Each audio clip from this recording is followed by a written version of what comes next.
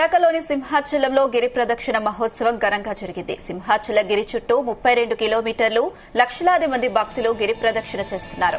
భక్తులతో విశాఖ రోడ్లు రద్దీగా మారాయి. సింహాచలంలో గిరి ప్రదక్షిణ వైభవంగా జరుగుతోంది.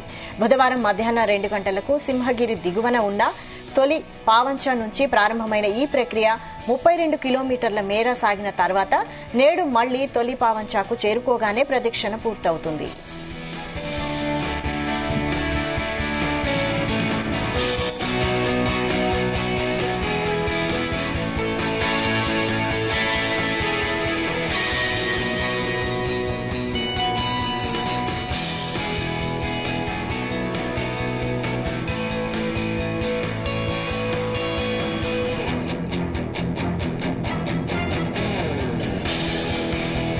సింహాచలంలో గిరి ప్రదక్షిణకు భక్తులు భారీగా తరలివచ్చారు.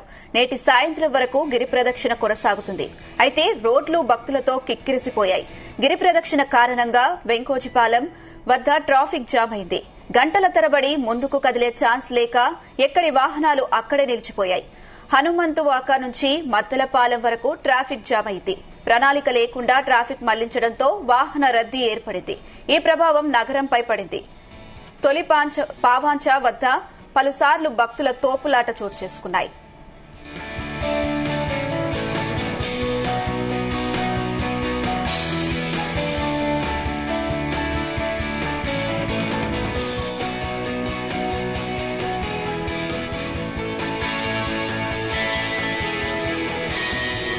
సింహాచలం గిరి ప్రదక్షిణను ప్రభుత్వం ప్రతిష్టాత్మకంగా తీసుకుని పటిష్ట ఏర్పాట్లు చేసింది.